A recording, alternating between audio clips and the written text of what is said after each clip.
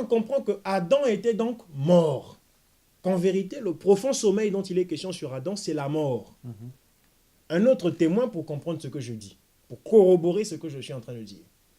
J'ai dit que j'allais prendre Adam et Lazare. Lazare, le Seigneur parle aux disciples. Il dit, nous allons faire une marche pour aller réveiller. Nous allons marcher. Il devait faire une marche de plusieurs jours parce qu'il était dans une ville lointaine par rapport à la ville où se trouvait Lazare. Nous allons marcher, faire un long voyage pour aller réveiller Lazare. Notre ami Lazare dort. Quand on dort, on parle de sommeil. Notre ami Lazare dort. Nous allons aller le réveiller. Il parle même de réveiller. Il ne parle pas de ressusciter, hein. Il parle de réveiller. Pierre, très zélé, qui va lui dire, mais Seigneur, s'il dort, pourquoi veux-tu que nous fassions un voyage si long seulement pour aller le réveiller? Il se réveillera tout seul puisqu'il dort. Et l'Écriture poursuit en disant, ils ne comprenèrent pas que le Seigneur parlait de la mort. Et là, le Seigneur va leur ouvrir sa parole, va leur ouvrir l'Écriture. Il va leur dire, Lazare est mort, parce qu'ils n'ont pas compris son langage. Le langage de Dieu n'est pas le langage des hommes. Et là, on va comprendre que la mort des hommes, Dieu appelle ça le sommeil. Parce qu'il nous ressuscitera. Pour Dieu, ce n'est qu'un sommeil. C'est la mort pour nous, les hommes. Mais pour Dieu, ce n'est qu'un sommeil. Dans son langage, il dit sommeil. Donc, quand Jésus disait, notre ami Lazare dort et est dans le sommeil, il disait, Lazare était mort. Ça vient corroborer que quand l'Écriture dit, on fit plonger Adam dans un profond sommeil, ce n'était pas le sommeil comme nous le comprenons. Ça, c'est le langage de Dieu. C'était la mort. Dieu avait tué Adam. C'est le même mouvement que Dieu reproduit à la croix. Pourtant, l'Écriture dit, Adam dormait. Dieu avait tué Adam. Christ a répété le même mouvement. Donc, pareil pour Jonas. Si on ne comprend pas tout de suite que Jonas était mort dans le ventre du poisson, observons le mouvement que fait Christ, comme on a fait pour Adam. On a observé le mouvement de Christ pour comprendre qu'Adam était mort. Pour Jonas, faisons de même. Observons le mouvement de Christ à la croix, il est mort. En terre, il est mort. Pour comprendre que Jonas était mort. Même si l'Écriture ne le dit pas. Tout comme l'Écriture ne dit pas qu'Adam était mort. Mais nous savons par révélation qu'Adam était mort. On vient de le démontrer. Hein? Lazare dort. Non, Lazare ne dormait pas, Lazare était mort. Vous voyez? Lazare était mort. Donc pour Jonas, nous comprenons la mort de Jonas dans le ventre du poisson en observant le mouvement du véritable, qui est Christ, qui est le véritable Jonas. Comme pour dire, pour mieux comprendre l'ombre, il faut voir la réalité. Pour mieux comprendre l'ombre, il faut aller voir la réalité. Oh, c'est très fort, fidèles internautes, fidèles téléspectateurs. Nous nous réjouissons, nous sommes dans la joie, on jubile sur ce plateau de doctrine. Et vous êtes de plus en plus nombreux à jubiler avec nous. C'est très, très merveilleux. Donc là, en fait... Et si je puis me permettre, pasteur, oui. Pardon, si je puis me permettre, juste pour abonder dans ce sens, ils disent, Jonas parlait parce qu'il priait. Donc il ne peut pas être mort. Mais écoutez, il est dit de Jésus, pendant qu'il était mort, il est dit de lui qu'il est allé prêcher aux âmes du temps de Noé. Donc, si on se base sur le même principe qui consiste à dire parce que Jonas parlait, Jonas n'était pas mort, donc on va aussi dire parce que Christ est allé prêcher, donc Christ n'était pas mort. Oui, effectivement. Hein? Parce qu'il allait prêcher sous terre aux âmes qui étaient perdues du temps de Noé. Dans 1 Pierre 3, chapitre 18, non, 1 Pierre chapitre 3, de 17 à 18, effectivement. Donc, si on considère le même principe, on va dire, bon, Jésus aussi n'était pas mort. Parce que comment un mort peut aller prêcher? Tout comme on dit, comment un mort peut prier à propos de Jonas. Moi aussi, à propos de Christ, je dirais, comment un mort peut aller prêcher? Voilà. Donc, ce qui ramène le fait que le mystère est là et nous devons le comprendre comme ça. En voyant, en se référant à donc, la les réalité qui est Christ. détracteurs en tout faux, les détracteurs sont démasqués. Nous comprenons effectivement que Jonas était mort, bel et bien dans le poisson, et ensuite il est ressuscité à Ninive pour apporter la parole justement. D'ailleurs, encore pardon, pasteur, encore pardon, mais ça va beaucoup nous aider. Toujours sur ce point de mort ou pas mort dans le ventre du poisson.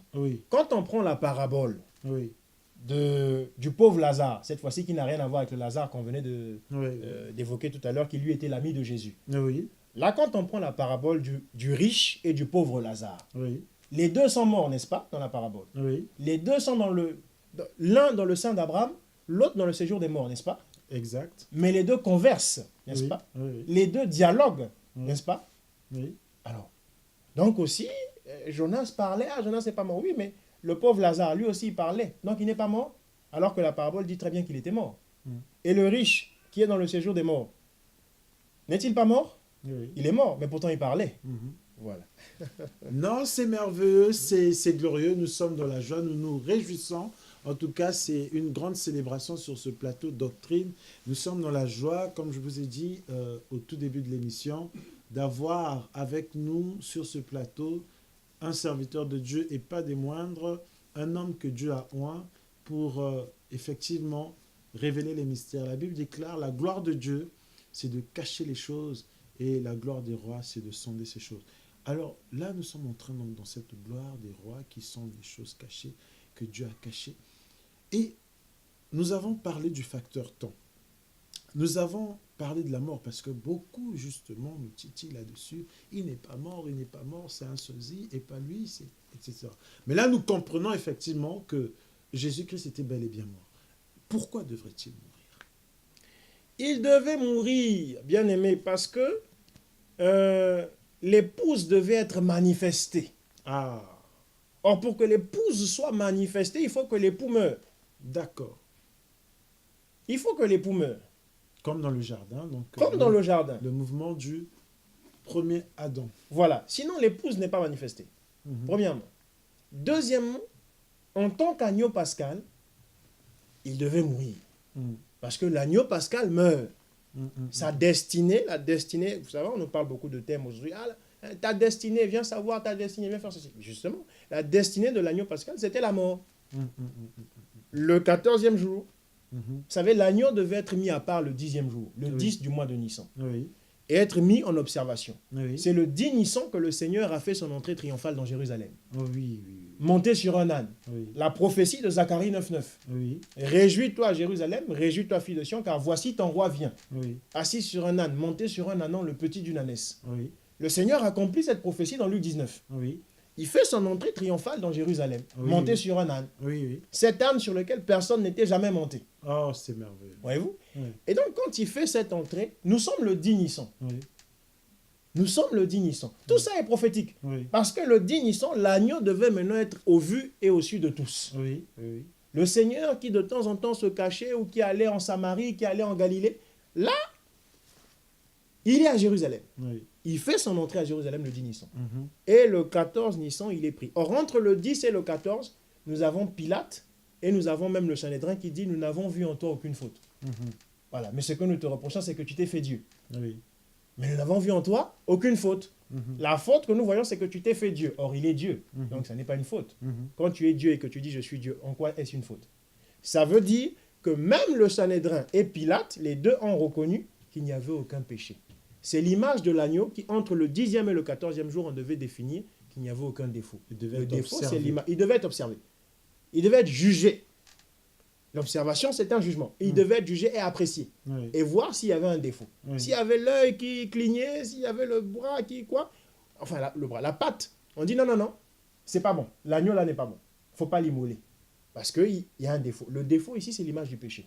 Or, le Seigneur, entre le 10 et le 14, aussi bien le Sanhédrin que Pilate ont déclaré « Nous n'avons vu aucune faute en celui-ci. » C'est-à-dire, nous n'avons vu aucun défaut en cet agneau.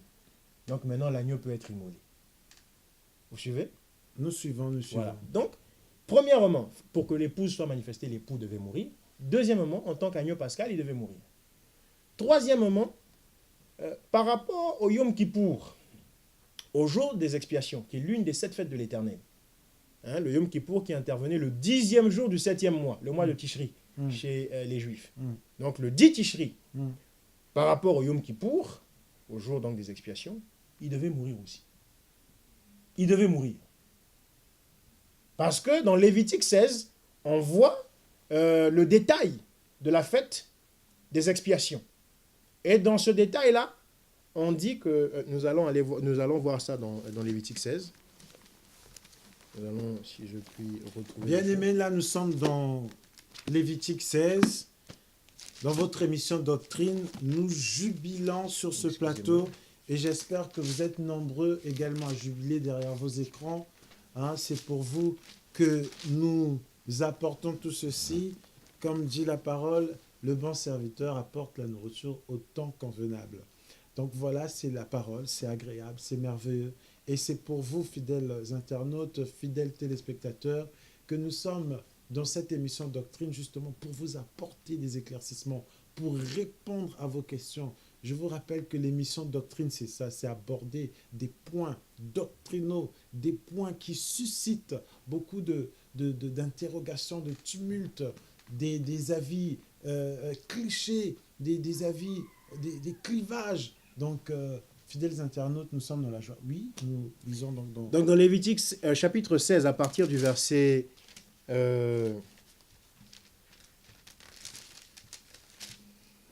à partir du verset 4, nous allons prendre le verset 4. Oui, au verset 4. Je vais lire. D'accord. Il se revêtira d'une tunique. Il ici mis pour Aaron, le souverain sacrificateur. Il se revêtira d'une tunique sacrée en lin et portera sur son corps des caleçons de lin.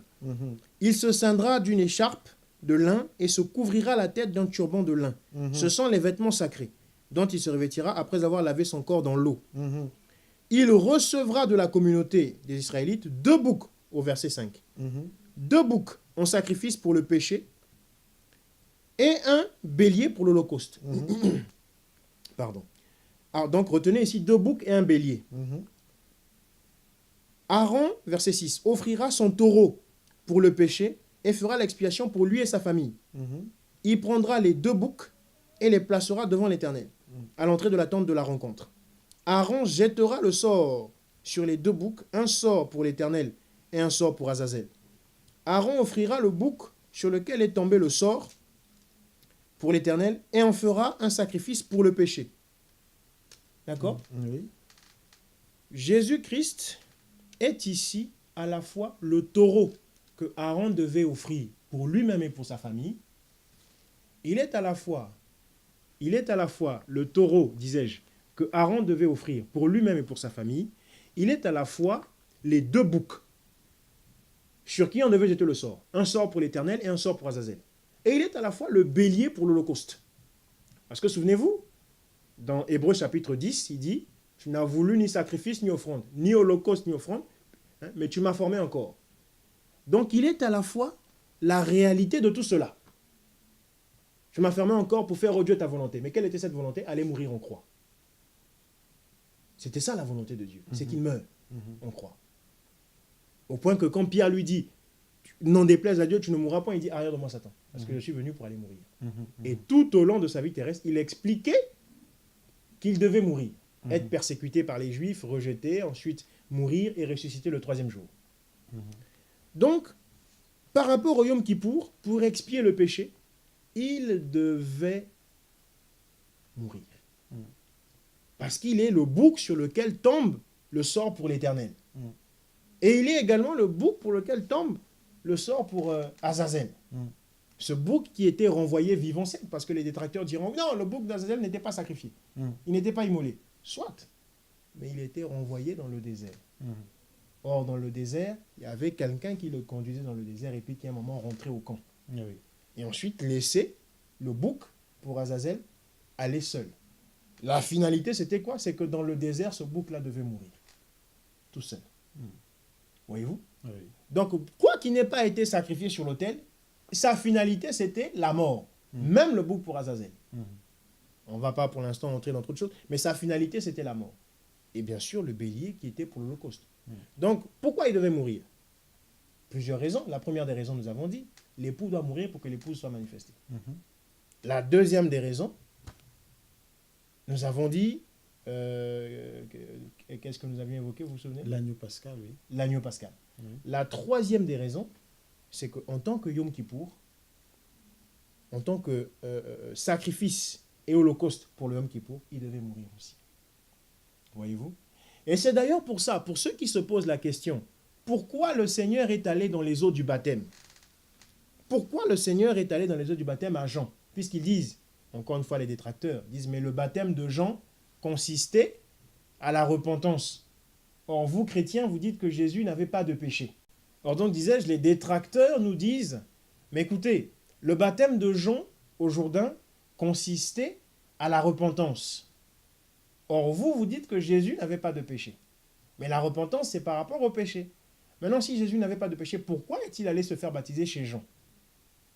Eh bien, le verset 4 ici de Lévitique 16 nous le dit. Nous le dit, notamment vers la fin, donc du verset 4, on dit à propos d'Aaron, « Il se revêtira après avoir lavé son corps dans l'eau. » Aaron était le souverain sacrificateur, dans l'ombre. Or, dans la réalité, le souverain sacrificateur, c'est qui? C'est Jésus-Christ. Jésus-Christ, oui. Mais il est venu accomplir la loi. Si la loi disait que le souverain sacrificateur, par rapport au Yom Kippour, devait laver son corps dans l'eau avant de revêtir les vêtements, Christ devait faire de même. C'est pour ça qu'il est allé laver son corps dans l'eau du Jourdain. C'est merveilleux, c'est merveilleux. En tant que souverain sacrificateur. Et en tant qu'agneau, toujours agneau pascal, je rétropédale un peu par rapport à ça, l'agneau pascal devait être lavé. Devait être lavé avant d'être immolé. Donc en tant que souverain sacrificateur, il devait être lavé. Et en tant qu'agneau, il devait aussi être lavé. Pour que la loi soit accomplie. C'est pour ça qu'en Jean, sachant que l'agneau de Dieu était sans péché, puisque c'est Jean qui rend le témoignage, voici l'agneau de Dieu qui ôte le péché. Il savait que l'agneau qui ôte est lui-même sans péché. Et Jean, sachant que son baptême était pour le péché, quand il voit venir Jésus, il proteste. Il dit non, je ne peux pas te baptiser, c'est plutôt à toi, Jésus, de me baptiser. Jésus lui dit, laisse faire ce qui est écrit. Quand il dit ce qui est écrit, c'est Lévitique 16, c'est Exode 12. Donc en tant que souverain sacrificateur, il fallait le laver, et en tant qu'agneau, il fallait le laver également, parce que c'était cela la loi, et lui, il était question qu'il accomplisse la loi dans son intégralité. Fidèles internautes, fidèles téléspectateurs, vous qui nous suivez avec beaucoup d'attention, beaucoup d'intérêt, j'espère que vous jubilez derrière vos écrans par rapport aux explications. Le frère Cédric est de plus en plus explicite par rapport à ce thème, le miracle de Jonas. Et il nous fait même comprendre pourquoi finalement Jésus-Christ était rentré dans les eaux du baptême, alors que le baptême de Jean était un baptême d'eau certes, mais un baptême concernant la repentance. Nous sommes bénis, donc nous comprenons toutes les raisons pour lesquelles Jésus-Christ devait mourir.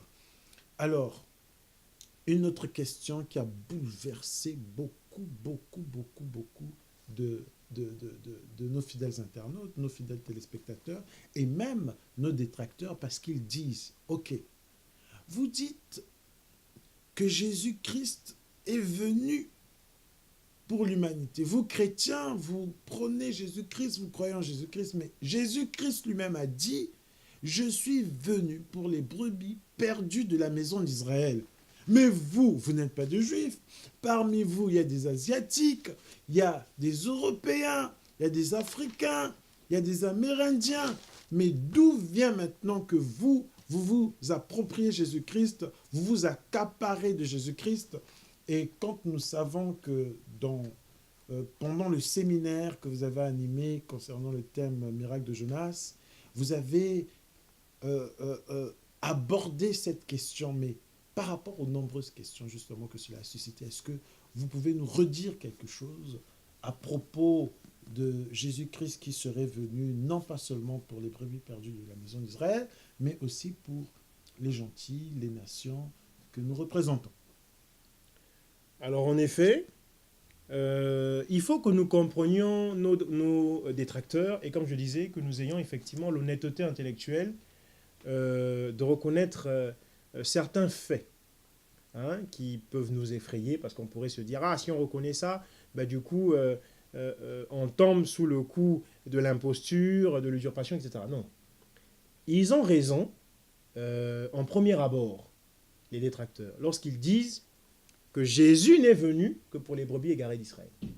Dans la mesure où c'est le Seigneur lui-même, Jésus, au jour de sa chair, qui dit de sa bouche que je ne suis venu que pour les... Notamment dans Matthieu chapitre 15, du verset 21 au verset 24, il le dit à la femme syrophénicienne, « Je n'ai été envoyé qu'aux brebis perdues de la maison d'Israël. » Et plus loin encore, il dit à ses disciples, lorsqu'il les envoie, il dit « N'allez pas chez les Samaritains, n'allez pas chez les païens. » Païen ici est à comprendre en termes de non-juifs.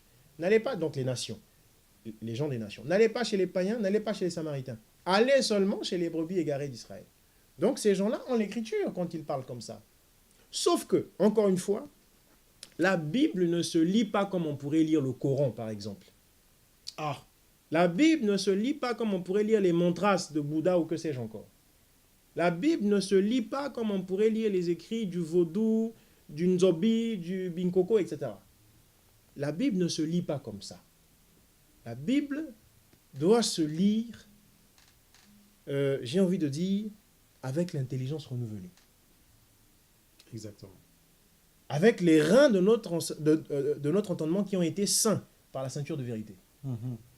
Avec le réma, avec la révélation. Voyez-vous? Dans le miracle de Jonas, que constate-t-on? On constate que du vivant de Jonas, ou disons plutôt, avant que Jonas ne se retrouve dans le ventre du gros poisson 3 jours et 3 nuits, il était en Israël. D'ailleurs, ça, il y a des contradicteurs qui l'ignorent, qui pensent que Jonas est un prophète parmi les nations, comme ce fut le cas de Job, par exemple. Et là, je vais les éclairer. Jonas n'est pas un prophète des nations, c'est-à-dire un prophète parmi les nations. Non, c'est un prophète d'Israël. Il n'est pas quelqu'un des nations. Relisez le livre de Jonas, notamment au chapitre 1.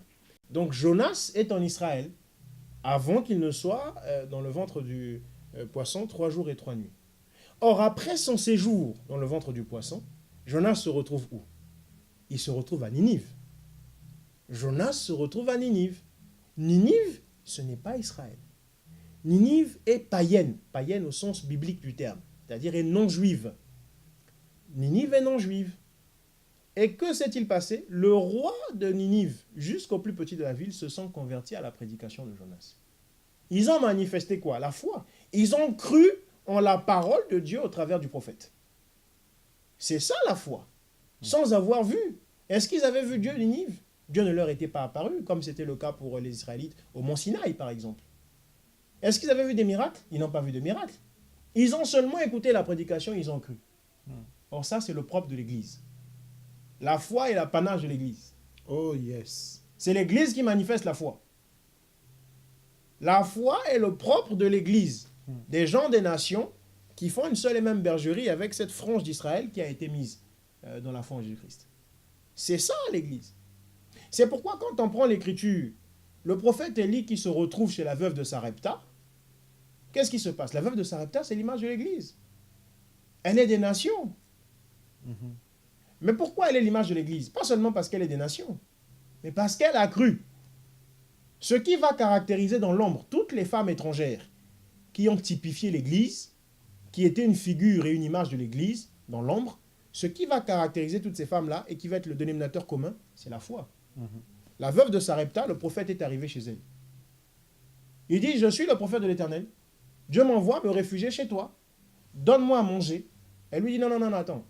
Je n'ai plus qu'un tout petit peu de farine et un tout petit peu d'huile que je ferai, et après quoi mon fils et moi nous mourrons.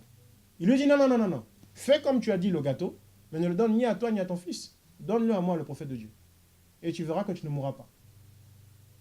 Est-ce qu'elle a contesté, protesté? Est-ce qu'elle a été incrédule?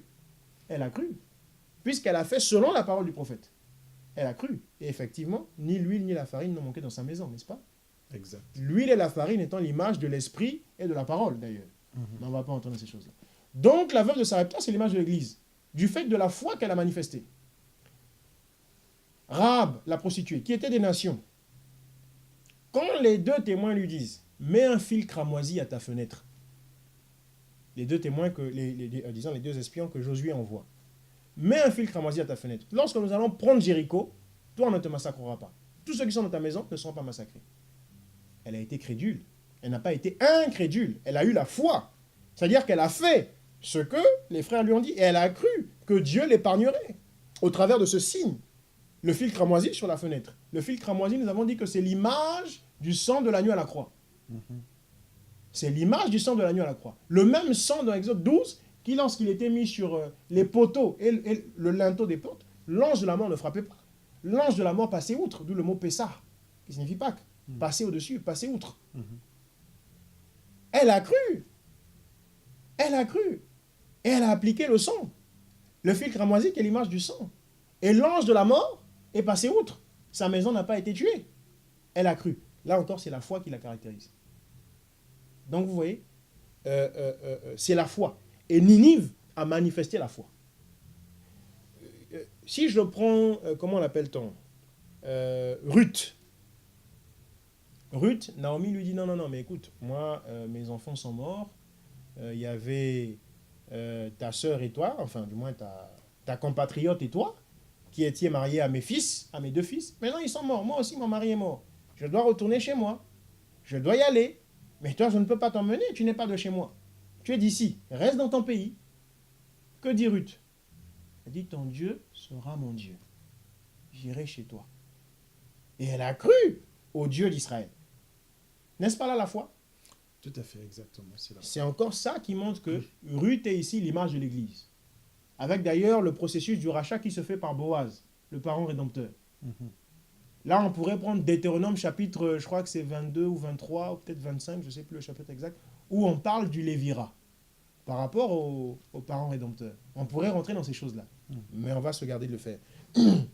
On peut dire Ninive va manifester la foi. Ninive est l'image de l'Église. Et c'est le mouvement que Christ fait. Avant son séjour de 3 jours et 3 nuits dans le sein de la terre, il est chez Israël. Il est chez Israël. Il parle à Israël. Voilà, il marche en Israël. Mais une fois le séjour de 3 jours et 3 nuits révolu, il se retrouve où? Chez les nations, dont Ninive était l'ombre et l'image. Et les nations ont manifesté la foi. Les nations ont manifesté la foi. Le Seigneur a dit à quelqu'un qui était des nations, il a dit, je n'ai jamais vu une foi pareille en Israël. Donc la foi, c'est pour l'Église. Dès l'instant où vous constatez la foi, vous constatez parce que Israël demandait le miracle, alors que les nations demandaient la parole, la sagesse. Ils auraient foi en la parole. Voilà.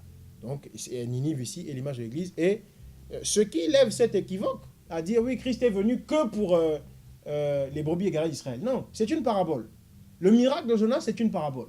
Selon qu'il est dit, le Seigneur, le Messie parlerait en parabole. En vérité, quand il leur donne le miracle de Jonas, il est entre autres, notamment par rapport à ce point de brebis égarées d'Israël ou des non-juifs ou pas, il est en train de leur dire, une fois que je serai mort et ressuscité, je ne serai plus chez vous. J'irai chez les païens. Les mêmes païens où, pour l'instant de mon vivant, je suis en train de vous dire que je ne suis pas là pour eux, les mêmes païens, une fois que je serai mort et ressuscité, j'irai chez eux. Voilà ce qu'il est en train de leur dire. Et il faut comprendre que l'Église, comment dire ça? Dieu ne traite avec les peuples qu'au travers des alliances. Dieu ne traite avec les peuples qu'au travers des alliances. Il n'avait pas d'alliance avec les gens des nations, du vivant de Jésus. Il n'y avait aucune alliance entre Dieu et les gens des nations. Comment Dieu pouvait-il traiter du vivant de Jésus? Ce serait contraire aux Écritures. Ce serait briser le schéma prophétique, comme Moïse l'a fait lorsqu'il a frappé 2 fois le rocher. Ce serait briser le schéma prophétique. L'écriture toute seule, tout entière, je veux dire, tomberait. Donc ce qui aurait été choquant quand on a la révélation, c'est que Christ de son vivant dise « Je suis venu pour les païens ». Ça aurait été choquant. Là, Christ n'aurait pas été le Messie. Parce que pour que Dieu traite avec les païens, il fallait une alliance. Mais lui, de son vivant, il n'y avait pas d'alliance. L'alliance n'a eu lieu que quand le testateur est mort. C'est-à-dire à la croix. C'est à partir de la croix que la grâce commence. Avant la croix, il n'y a pas la grâce. C'est la dispensation de la loi. Et dans cette dispensation de la loi, les païens sont étrangers aux promesses. Sont étrangers à l'alliance de Dieu. Ils n'ont pas le droit de citer en Israël. Ils sont étrangers. Mais à partir de la croix, la dispensation de la grâce commence. Là, ils sont entrés dans les promesses, comme nous pouvons le voir dans Éphésiens chapitre 3. Vous qui étiez autrefois éloignés, vous êtes entrés par la mort dans sa chair, vous êtes entrés dans les promesses. Donc voilà. C'est merveilleux, c'est glorieux. Nous sommes toujours dans votre émission Doctrine, fidèles internautes, fidèles téléspectateurs, vous qui nous suivez de partout le monde. Donc là, nous sommes avec le frère Cédric. Nous sommes dans la série La Révélation des Mystères. Et je vous dis tout de suite, sur ce plateau, c'est la jubilation. Nous jubilons, nous sommes dans la joie. C'est le jubilé, nous sommes dans la joie parce que effectivement, quand la parole est annoncée, ceux qui aiment la parole, les passionnés de la parole, sont dans la joie, c'est merveilleux. Frère Cédric, par rapport à tout ce que vous avez dit, parce que cette émission est comme une synthèse du séminaire que vous avez animé il y a une semaine de ça, qu'est-ce que vous pouvez dire en conclusion? Parce que là, la régie me fait signe que nous chutons lentement mais sûrement, donc nous arrivons à la fin de notre émission. Mais qu'est-ce que vous pouvez dire en conclusion justement par rapport au miracle de Jonas, par rapport aux nombreux internautes qui nous suivent avec attention, par rapport aux détracteurs même, je dirais, les détracteurs pas seulement de l'émission Doctrine, mais les détracteurs de la parole de Christ, des détracteurs des chrétiens que nous sommes. Qu'est-ce que vous pouvez dire en conclusion, somme, pour justement finir notre émission du jour? Je me remémore, un point, Oui, avant de conclure, si vous permettez, pasteur. c'est permis. Et notamment le point où vous disiez en entrée d'émission, Jésus-Christ noir. Oui, effectivement, c'est un point qui a fait couler beaucoup d'encre. Ça n'a pas arrêté. Les appels sur le forum Doctrine. D'ailleurs, je dirais même, vous qui posez les questions, que ce soit sur notre numéro WhatsApp, que ce soit sur notre site, notre chaîne YouTube Doctrine, posez toutes les questions. Mais je vous en prie, restez courtois. Le Seigneur nous aidera. Donc, par rapport effectivement à ce point de Jésus-Christ noir, ce qui rejoint d'ailleurs cette affaire de détracteurs qui disent, voilà, les Africains, pour ne citer que les Africains par exemple, les Africains, effectivement, vont prier à un Dieu étranger, etc., un Dieu qui ne les concerne pas, qui n'a jamais concerné leur Dieu ailleurs. suédois, Justement, qui serait en fait le fameux Jésus qui est le Jésus de Borgia, hein, qui est de la famille donc de Borgia, de ce fameux pape qui a prêté son visage à la personne, entre guillemets, de Jésus. Donc ce Jésus que nous voyons dans la plupart des toiles, des peintures, des tableaux et autres, c'est le Jésus de Borgia, en fait, hein, qui n'est pas le Jésus de la Bible.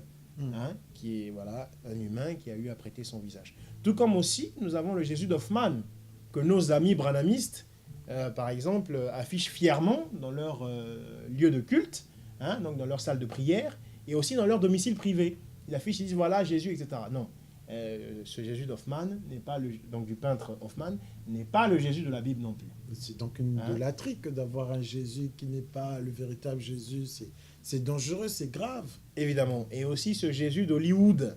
Je ne sais pas d'ailleurs comment il s'appelle cet acteur, qui est d'ailleurs pour le coup un brillant acteur, hein, je le lui reconnais, mais qui en revanche ne restera jamais qu'un acteur.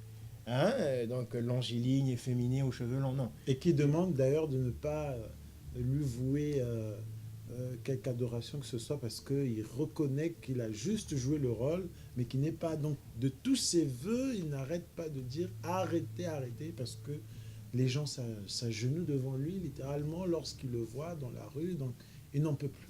Voilà, j'ai entendu parler de ça, hein, donc j'ai vu dire la chose, que sur les réseaux sociaux, il y aurait un message comme ça qui circulait de la part de cet acteur. Il dit non, ce n'est pas votre Jésus de la Bible, ce n'est que moi, donc ne me priez pas, etc. Et si c'est vrai, si le propos est vrai, que le Seigneur le bénisse. Alors, donc Jésus noir, écoutez, comme j'ai eu à le dire au cours du séminaire, l'histoire a été falsifiée. Hein, à bien des égards, parce qu'elle est écrite par les vainqueurs. Elle a été falsifiée. Vous savez, il y a le pasteur Éric Toumieux.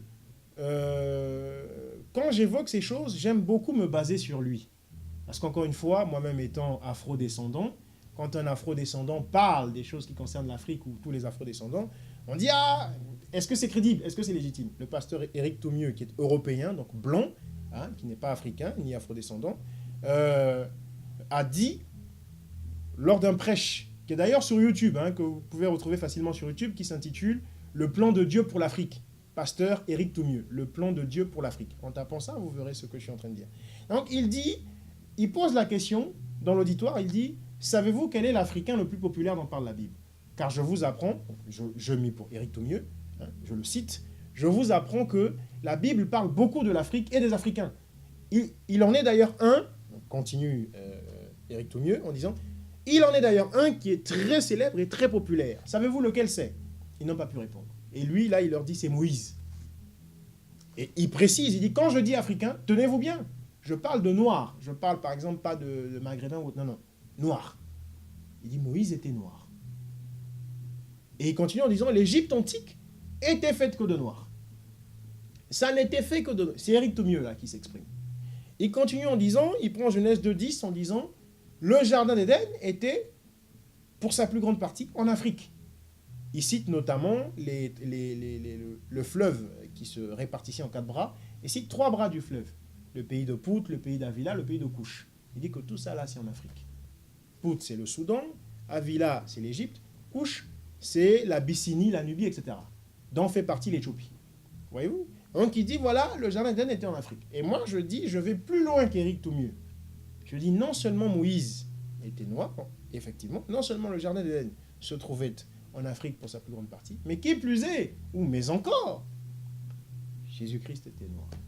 Et qu'est-ce qui vous permet d'affirmer, parce que c'est grave, c'est des propos lourds de sens que de dire Jésus, vous vous rendez compte, vous bouleversez des siècles et des siècles durant de croyances, mais mes frères Cédric, c'est quand même grave. Je sais que vous êtes un brillant orateur, un éloquent orateur, mais de là à dire que Jésus-Christ est noir, mais est-ce que vous ne dépassez pas les bornes? Est-ce que vous pouvez créer une révolution? On pourrait penser ça. Alors donc nous disions, Pasteur Evra, nous disions que oui, ça pourrait être un élément de subversion, un élément de je ne sais trop quoi, mais écoutez, le temps nous fait défaut.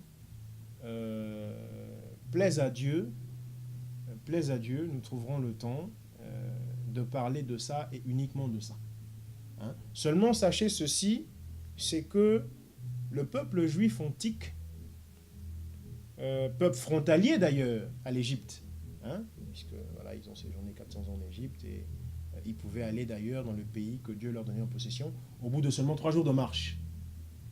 Voilà. Donc frontalier d'ailleurs à l'Égypte, le peuple juif antique est un peuple noir.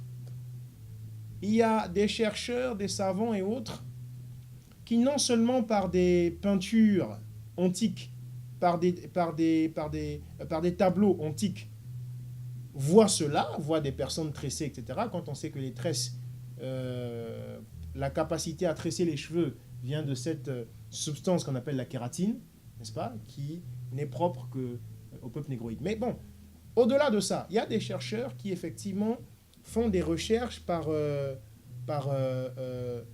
tradition, us et coutumes.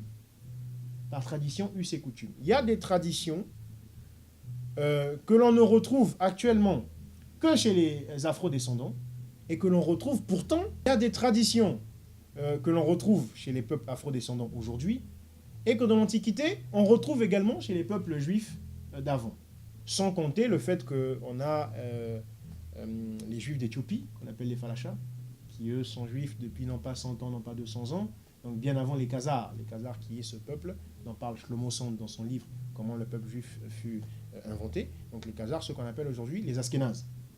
Les Éthiopiens sont des millénaires avant juifs, bien avant les Askénazes. Donc il y a beaucoup de choses comme ça que nous pourrons toucher si le Seigneur nous en accorde la grâce, comme nous devons chuter faute de temps. En tout cas, si le Seigneur nous en accorde la grâce, nous parlerons de beaucoup de choses. Nous étaierons toutes ces choses-là, aussi bien dans l'Écriture que sur beaucoup d'autres éléments. Et vous verrez que les choses sont ainsi. Que ce n'est pas parce que l'histoire a été falsifiée qu'on doit s'y accrocher comme à une bouée de sauvetage. Comme si on délaissait la tradition, on allait mourir. Non, non. On doit revenir, non pas à la falsification de l'histoire, mais aux faits. Parce que les faits sont têtus. Les faits sont têtus, chers internautes, fidèles téléspectateurs. Voilà, c'est terminé. Nous avions donc sur ce plateau le frère Cédric qui est un éloquent orateur, qui est un brillant orateur, qui a animé un séminaire la semaine dernière, le thème étant le miracle de Jonas. Donc cette émission était comme une synthèse sur ce séminaire qui a suscité beaucoup de questions parmi vous, vous qui nous suivez de partout le monde déjà sur cette chaîne YouTube, SEPTV. Alors, frère Cédric, je pense que nous reviendrons très prochainement sur ce plateau et aborder cette question de Jésus noir. Non pas que nous cherchons justement à l'adorer dans sa chair, parce que de toute façon, ce n'est pas dans la chair que nous l'adorons. La Bible dit que blanc, en effet, voilà, c'est en esprit et en vérité qu'on l'adore. Et l'esprit, il n'a ni genre, Inani couleur. Donc voilà, c'est en esprit que nous l'adorons. Mais semble-t-il, ça pourrait aider ceux qui sont frustrés, ceux qui se disent adorer un Dieu étranger, comme pour dire il n'y a pas besoin de se créer le Dieu des Noirs. Et ceux qui le font, en fait, ils s'égarent simplement et purement. Alors, nous sommes dans la joie d'avoir été avec vous sur ce plateau. Merci en tout cas pour ces éclaircissements, pour avoir été si explicite sur des points quelquefois difficiles à comprendre, car nous sommes sur ce plateau dans la série La révélation des mystères. Shalom, shalom, shalom, frère merci, Cédric. pasteur. Merci pour ton invitation. Que Dieu vous bénisse. Amen. Donc nous étions dans votre émission Doctrine, toujours à la régie, à la manœuvre, l'ancien Sébastien, l'indéfectible Sébastien, qui est au four et au moulin, il est partout. Que Dieu le bénisse encore, que Dieu ouvre encore les écluses des cieux sur sa vie, sur sa famille, car il a une grande destinée avec le Seigneur, c'est un homme de bien. Alors, que Dieu vous bénisse et à nous revoir au prochain numéro de votre émission préférée Doctrine. Au revoir. Au revoir.